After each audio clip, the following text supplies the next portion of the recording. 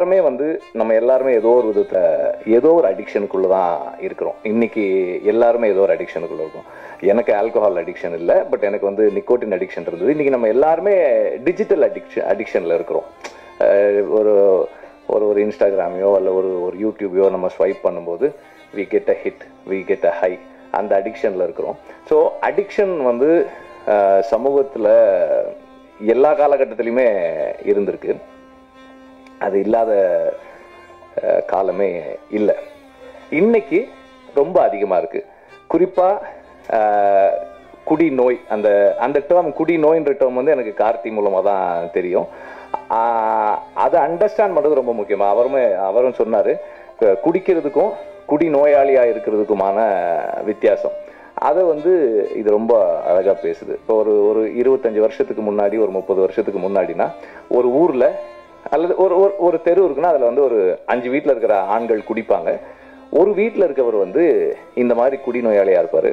இன்னைக்கு ஒரு தெருவுல ஒரு வீட்டுல இருக்கவர் குடிக்காம இருந்தாலே பெரிய விஷயமா இருக்கு. தெருவுல 10 குடிநோயாளிகள் இருக்கிறாங்க.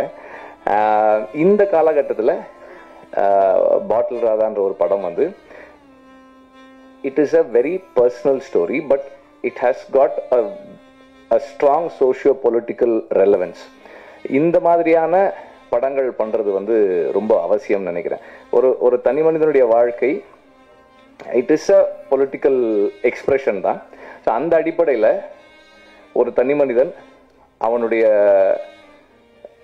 குடிநோய்க்கு நம்ம எக்ஸ்கியூஸ் சொல்ல முடியாது. பட் இருந்தாலும் இன்றைய காலகட்டத்தில் இந்த படம் பேசுற அரசியல் ரொம்ப முக்கியமான அரசியலா நான் பார்க்கிறேன். ஒரு டி அடிக்ஷன் சென்டர் என்னவா ஃபங்க்ஷன் பண்ணுது, என்னவா இருக்கு, அதுக்குள்ள இருக்கிற சிஸ்டம் என்ன, அது என்ன மாதிரி ஃபங்க்ஷன் பண்ணுது, அதுக்குள்ள என்னெல்லாம் இருக்கு. அப்புறம் ஒரு ஃபேமிலி ஒருத்தர் ஒரு அடிக்டா இருக்கிறதால, அது எந்த விதமான அடிக்ஷனா இருந்தாலும் ஒருத்தர் ஒரு அடிக்டா இருக்கிறதால அவரை சுத்தி இருக்கிறவங்க என்னெல்லாம் இழக்கிறாங்க, அவருடைய நண்பர்கள் என்ன ப்ராப்ளம்ஸ் ஃபேஸ் பண்றாங்க, அந்த ஃபேமிலி என்ன ப்ராப்ளம்ஸ் ஃபேஸ் பண்ணுது, இதை ஒரு வாழ்க்கைக்கு பக்கத்துல ஒரு இன்ட்ரெஸ்டிங்கான ஒரு ஃபில்மா சொல்றது ஒரு பெரிய சேலஞ்ச். அதை ரொம்ப சக்சஸ்ஃபுல்லா பண்ணியிருக்காங்க. இப்படி ஒரு அமீர் சொன்ன மாதிரி ஒரு என்கேஜிங்கான narrative. At the same time this is a film of positive possibilities. இது ரொம்ப ரொம்ப ஒரு பாசிட்டிவான ஃபில்ம். இதுல எல்லாருக்குமே ரிடெம்ஷன் இருக்கு. எவ்வளவு டார்க்னஸ்ல இருந்தாலும், நீங்க எவ்வளவு கீழே போனாலும் நாம நினைச்சா நம்ம அதுல இருந்து மீண்டு வந்துடலாம்னு சொல்ற ஒரு படம் இது.